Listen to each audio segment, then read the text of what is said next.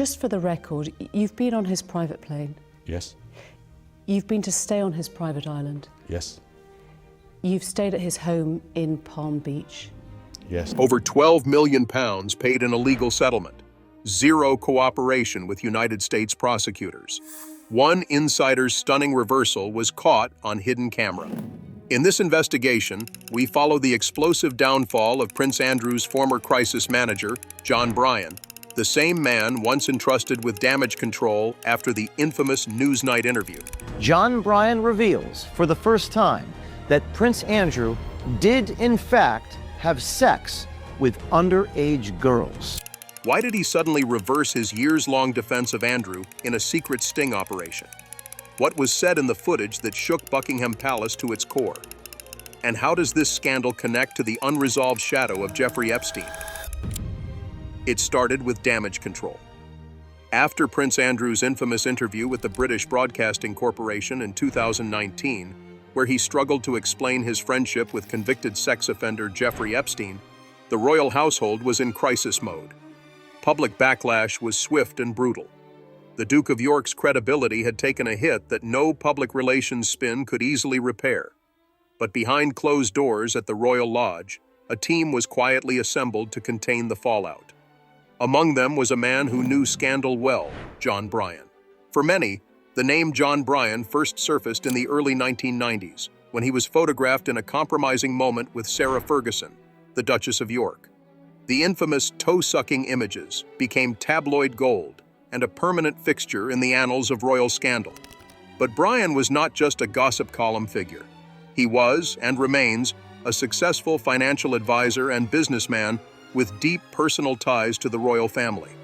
He had spent years alongside Sarah Ferguson and was reportedly close to her children, Princess Beatrice and Princess Eugenie. That level of familiarity granted him access few outsiders ever achieve. When Prince Andrew faced public disgrace following his BBC appearance, it was John Bryan who was summoned for private discussions at the Royal Lodge. Those talks, according to multiple accounts, focused on strategy, reputation, and how to salvage the Duke's public image. In the media, Bryan came forward as a staunch defender. In a 2022 interview with the Daily Mail, he was clear and emphatic. He did not believe Andrew was guilty of any crimes. He portrayed Epstein as the manipulator, the blackmailer, and Andrew as merely a naive royal caught in the wrong company. Bryan's statements were calculated and consistent. He told reporters he had never seen Andrew in the company of anyone underage, adding that if such behavior had occurred, he or Sarah would have known. He said Epstein would have used any such knowledge to extort the Queen, not Andrew, who, in Bryan's words, never had the money.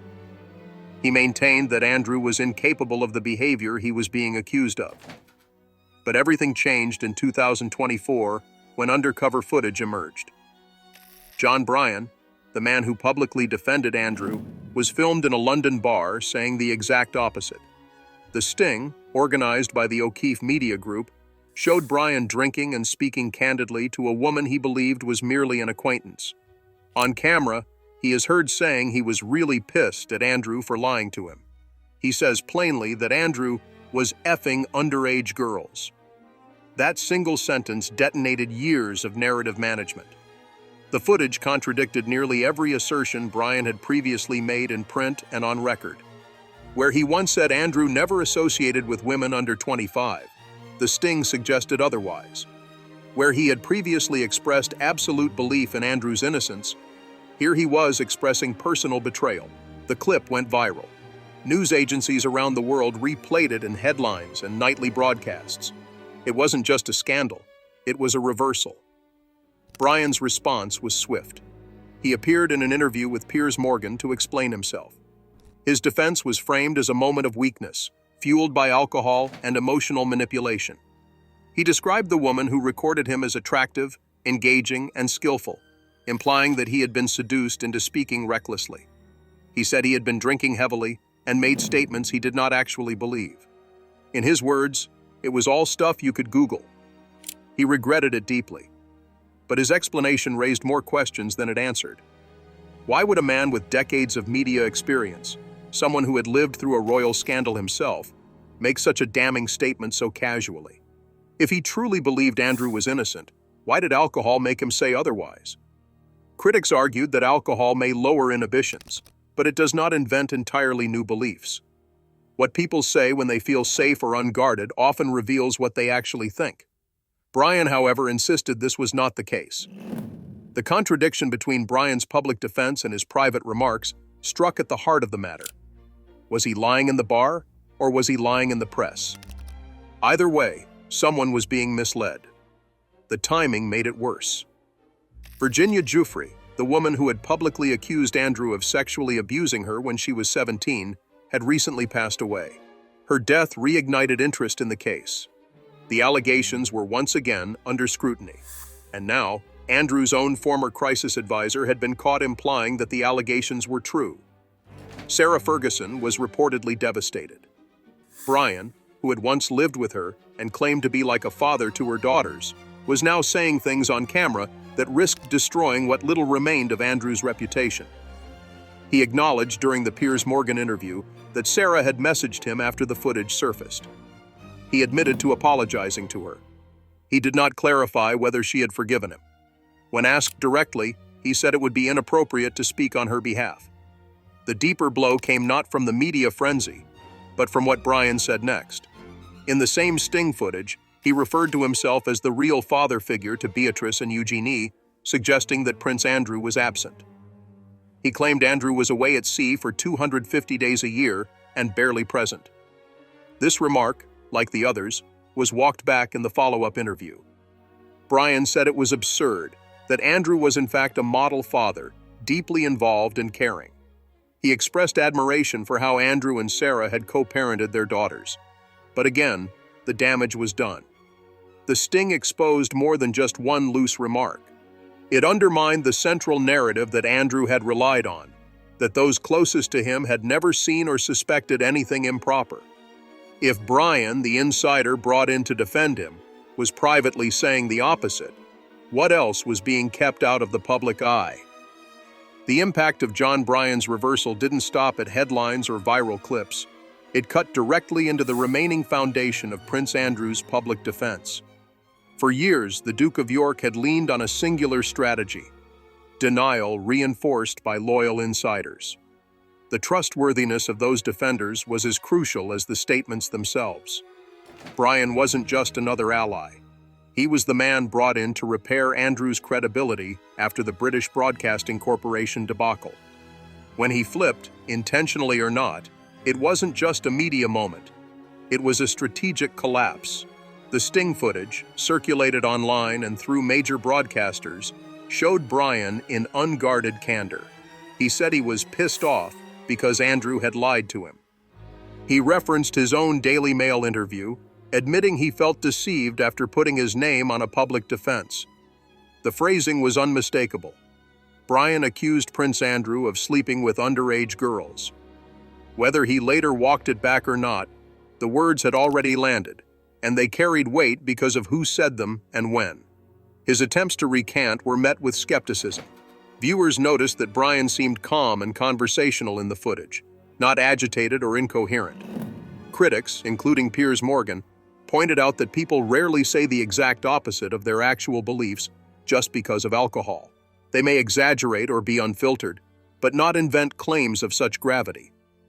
The fact that Bryan chose to open up to someone he barely knew in a public space was either reckless or revealing. Either way, it chipped away at the credibility he once used to shield the Duke. What made matters worse was the timing. The royal household was already under renewed scrutiny after the sudden death of Virginia Giuffre, the woman who had publicly accused Andrew of sexually abusing her when she was 17. Her death reopened unresolved questions: why Andrew continued seeing Jeffrey Epstein after his conviction, and why, after years of insisting he wanted to clear his name in court, he paid an out-of-court settlement reported to be worth $12 million. Bryan's remarks threw gasoline on that already smoldering fire. The legal dimensions had long been settled, but the moral and reputational fallout was still active. In public, Andrew had always denied the accusations. He claimed he had no recollection of meeting Giuffre, and famously questioned the authenticity of a photograph showing him with his arm around her waist. In the background stood Ghislaine Maxwell, now convicted for her role in Epstein's trafficking ring. That image, taken inside a private residence, remained one of the most damning pieces of visual evidence. Andrew's explanation, that he didn't remember taking the picture, never fully satisfied the public. John Bryan attempted to rationalize the photo during his media appearances, insisting that it looked like a setup. He referred to Epstein as a master manipulator, someone who orchestrated scenarios for future leverage. According to Bryan, if Epstein wanted a photo that could be misused later, this would have been exactly how he'd stage it. Still, the argument felt tenuous. The problem was not whether the photo was staged, it was that the moment had occurred at all. The prince's proximity to a trafficked minor in a private home raised obvious questions. Bryan's claim that the existence of the photo proved Andrew was doing nothing wrong rang hollow for many observers. The contradictions didn't end there. In the same sting footage, Bryan spoke about Andrew's absence as a father. He said plainly that the Duke had spent most of his naval career away from his daughters, and that he, Bryan, had been their real father figure. "Those were my children," he said. "I raised those kids day to day." The clip suggested that Bryan saw himself not just as an advisor or confidant, but as a substitute parent. The fallout from this was swift. Bryan later admitted that he had overstated things while drinking and deeply regretted the statement.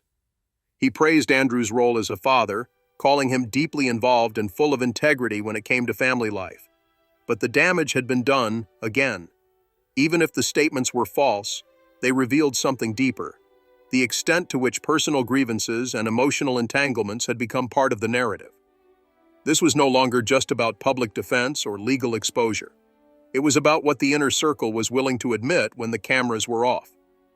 The royal family, which often operates in silence, was once again dragged into reactive mode.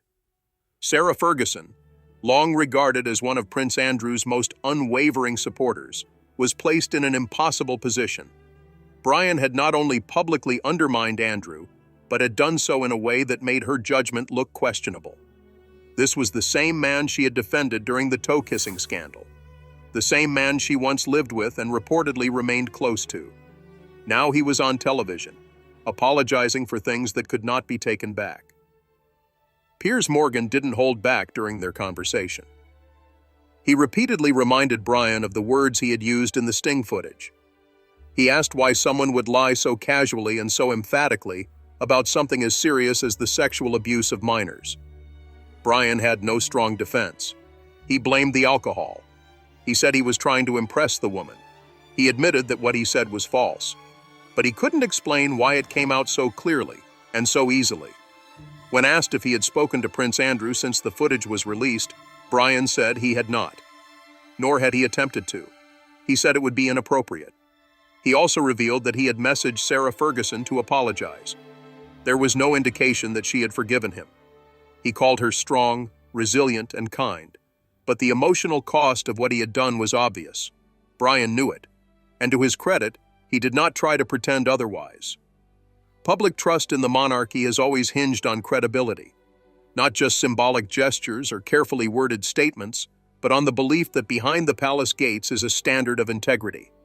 Scandals like this erode that belief. And when they involve allegations as serious as the exploitation of minors, the damage goes beyond reputation. It touches on values.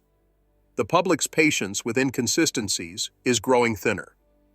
After years of evasive answers and unsatisfying explanations, even once loyal royal observers are beginning to express doubt.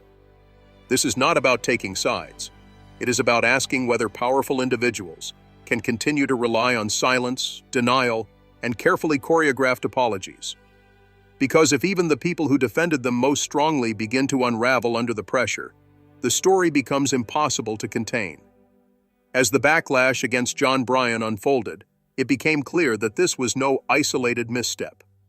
His remarks, whether drunken exaggeration or unfiltered truth, reopened deeper wounds within the royal family and reignited long-dormant questions that had never been properly addressed. At the center of it all stood Prince Andrew, no longer just a disgraced public figure, but now a symbol of how power, denial, and unresolved allegations can merge into something more corrosive than scandal alone. The damage extended well beyond headlines. Within hours of the sting footage surfacing, news cycles began revisiting the unresolved details of the Epstein saga. Once again, the same unanswered questions began circulating. Why did Prince Andrew continue to associate with Jeffrey Epstein even after his 2008 conviction for soliciting a minor? What did Andrew know, and when did he know it? And perhaps most pressingly, why, after stating repeatedly that he wanted his day in court to clear his name, did he settle out of court for a reported $12 million? For many observers, the settlement contradicted everything Andrew had insisted upon. He claimed he never met Virginia Giuffre, never had sex with her, and had no recollection of even being in the photograph that has haunted his public image. Yet, when the legal moment arrived for him to stand trial and defend himself under oath, he chose to settle. Bryan attempted to explain this away, arguing that the idea of a senior royal being cross-examined in a United States courtroom was unthinkable. He claimed the Queen herself may have influenced the decision, suggesting that the institution could not risk a public spectacle. That argument, however, left many unsatisfied. It raised the issue of principle. If Andrew was truly innocent, if he had truly done nothing wrong, then facing the legal process would have been the clearest way to vindicate himself. Instead, he paid a sum so large that it only reinforced suspicions. The public saw the contradiction. They heard Andrew's earlier statements about wanting to clear his name. They saw the sudden financial agreement. And then they saw Bryan, a man brought in to manage the fallout, caught on camera appearing to admit it all was true. This dissonance struck at something fundamental. In matters of public accountability, optics are often as powerful as facts. Andrew may never be convicted of any crime, but the narrative surrounding him is shaped as much by perception as by evidence. The perception that he lied, that he hid, or that he settled because he had something to hide has proven nearly impossible to undo. Bryan's video did not start that fire, but it added fresh fuel to it. What made the fallout even more damaging was Bryan's long-standing proximity to the royal family. This was not a tabloid journalist or an anonymous aide. This was someone who had lived in Sarah Ferguson's home, someone who had referred to the princesses as his children, someone who had attended private family holidays and been trusted with crisis strategy at the most sensitive moment in Andrew's life. His voice carried weight not just because of what he said, but because of where he had been. In defending himself, Bryan repeatedly emphasized his loyalty. He said he still cared for Andrew, admired him as a man, and believed him to be wrongly maligned. He praised Andrew's military service and described him as someone whose public life had been unfairly destroyed by a media storm. But these affirmations rang hollow in the face of the sting footage. Because in the raw, unguarded moments recorded in that bar, Bryan did not sound like someone defending a friend. He sounded like someone who had reached a breaking point, betrayed, disillusioned, and angry. The contradiction left the public to choose between two equally uncomfortable conclusions. Either Bryan had lied publicly and told the truth privately, or he had told the truth publicly and lied privately for attention or emotional validation. In both cases, the credibility of Prince Andrew's defense was eroded, and for a royal institution that depends on controlled narratives, the impact was devastating. Bryan's interview with Piers Morgan attempted to clean up the mess, but it also deepened the tension. When pressed on why he said Andrew was effing underage girls, he claimed it was nothing more than drunken hyperbole, fed by a desire to impress a woman who appeared interested in negative gossip. He said he didn't believe what he said. But Morgan was unsparing. He pointed out that Bryan did not slur his words or show any visible signs of heavy intoxication. His tone was composed, and his comments were specific. Morgan challenged the idea that alcohol could prompt such a deliberate reversal of long-held beliefs. Bryan acknowledged that he had been with the woman for several hours across multiple meetings, and that his judgment had been compromised. But even as he apologized, he offered no compelling reason why the most damaging part of his statement had emerged so clearly. The public was left with an uneasy conclusion, that either Bryan was lying now, or he was lying then. The confusion added to the broader sense of instability around Andrew's position. Though he had stepped back from royal duties following the BBC interview, he retained his title and continued to live within royal estates, supported by private funds. His public role was over, but his public image remained a point of tension for the monarchy. And every fresh headline, especially one involving someone so close, reopened a chapter the palace was desperate to close. Then came the question of Epstein himself. Bryan described him as a criminal manipulator who preyed on others not just physically, but psychologically and financially. He claimed Epstein had orchestrated much of what occurred in order to gain leverage over powerful people. From Bryan's perspective, Andrew was a target, not a participant. But that narrative is difficult to reconcile with Andrew's own decisions, especially his visit to Epstein's New York residence after Epstein had already been convicted. Bryan tried to defend that too, arguing that Andrew didn't fully understand the nature of Epstein's crimes or the legal implications. But that explanation, too, was thin. Epstein's status as a convicted sex offender was public knowledge. Andrew's decision to stay at his house, walk through Central Park with him, and appear in photographs was not a matter of ignorance. It was a choice. These choices continue to shape how the public views the entire affair. And Bryan, despite his attempts to reposition himself as a loyal friend who made one mistake, found himself entangled in the same contradictions. He insisted Andrew was innocent, that the claims were false, and that the settlement was strategic. Yet, when the cameras were off and the drinks were flowing, he said the opposite.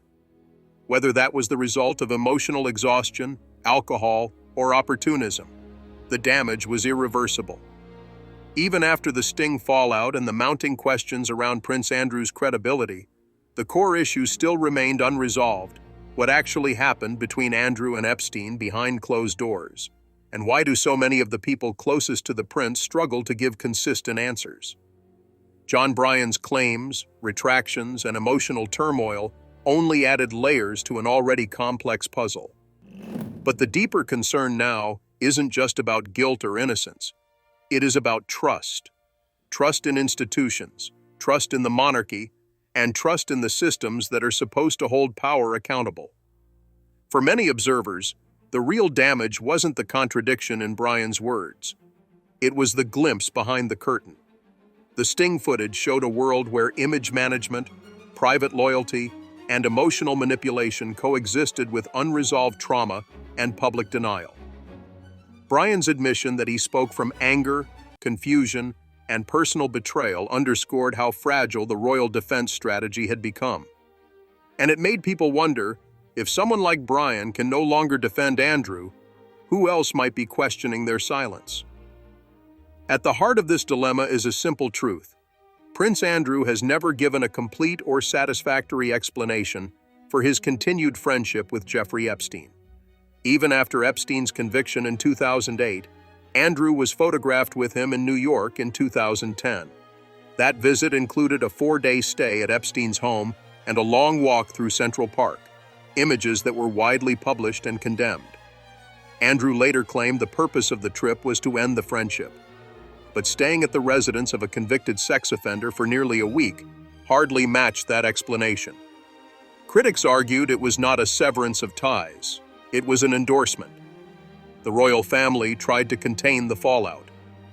Following the disastrous British Broadcasting Corporation interview, Andrew was forced to step back from public duties. His military titles and royal patronages were returned to the Queen. He was effectively sidelined from public life, though he continued living at Royal Lodge and receiving private support from the Crown. But while his visibility was reduced, the public memory of his associations was not. And every new revelation, every misstep by those once considered loyal, dragged the story back into the spotlight. Public trust in the monarchy has always relied on the idea of moral clarity. Even during times of personal scandal or political controversy, the Crown has projected an image of stability and ethical distance. The problem with Andrew's situation is that it crosses a line from personal failure into systematic doubt. When insiders appear to contradict themselves, when settlements replace legal transparency, And when those who once helped manage the crisis become sources of embarrassment, the institution itself begins to look compromised. This concern is not unique to the United Kingdom. Around the world, high-profile figures connected to Jeffrey Epstein have faced scrutiny, some fairly, some not. But the issue with Prince Andrew is compounded by his position. He is not just a former diplomat or celebrity. He is a member of the British royal family, with all the historical weight and symbolic authority that title implies. That means the public expects more, not less, in terms of integrity. John Bryan's sting footage raised uncomfortable parallels with earlier royal crises. In the 1990s, the firm faced upheaval with divorces, tell-all interviews, and tabloid intrusions. But those scandals, while damaging, were largely about personal relationships and reputational slip-ups. The Epstein affair is different. It involves criminal networks, underage victims, and multinational investigations. It is not gossip, it is justice. And Bryan's lapse, even if unintentional, weakened the already brittle wall of defense that had been constructed around Andrew. The deeper problem now is not just whether Andrew was guilty of wrongdoing. It is whether the royal family as an institution has done enough to confront and distance itself from figures and behaviors that threaten its credibility. When Prince Harry and Meghan Markle left their royal roles, they cited a lack of institutional support and transparency. While their departure sparked a separate controversy, it also shifted the public lens toward deeper questions about accountability inside the palace. If even family members feel stonewalled or unsupported, what does that suggest about how external crises are handled? And here lies the central tension. The monarchy cannot be both a private family and a public institution when convenient. When controversies arise, the demand for transparency cannot be dismissed with tradition or discretion, especially not when the issue involves allegations as grave as sexual abuse. In Andrew's case, the decision to settle, the inconsistent public statements, and the lack of a full legal reckoning have created a vacuum. And into that vacuum, people like John Bryan, whether intentionally or not, have poured confusion. Internationally, this has not gone unnoticed. United States prosecutors have repeatedly expressed frustration with Andrew's lack of cooperation in the Epstein case. Despite public statements suggesting he was willing to help, reports indicate that no formal interview ever took place. This hesitation only deepens suspicions and fuels narratives that the powerful are able to avoid scrutiny. And it has repercussions far beyond one man's reputation. It chips away at the very principle of equal justice. Meanwhile, the media landscape continues to evolve. Investigative journalists, independent watchdogs, and citizen-led groups have stepped into the gaps left by institutions. The O'Keefe sting, though controversial in its methods, reflects this shift. The traditional gatekeepers of accountability, governments, courts, even mainstream media, are being challenged by decentralized efforts to expose the truth. That makes the environment more volatile but also more transparent. It means that reputational management is no longer just about press releases and interviews. It is about actions and the digital receipts that follow them. In the weeks following the sting, royal insiders reportedly grew even more cautious. Media inquiries were met with silence. Allies of Prince Andrew refused to comment. Sarah Ferguson, usually outspoken in defense of her former husband, issued no public statements. The mood shifted from damage control to containment. The goal now was no longer to explain, it was to survive. With that, we have reached the end of today's video. If you have come this far with us, be sure to check out other videos on the channel.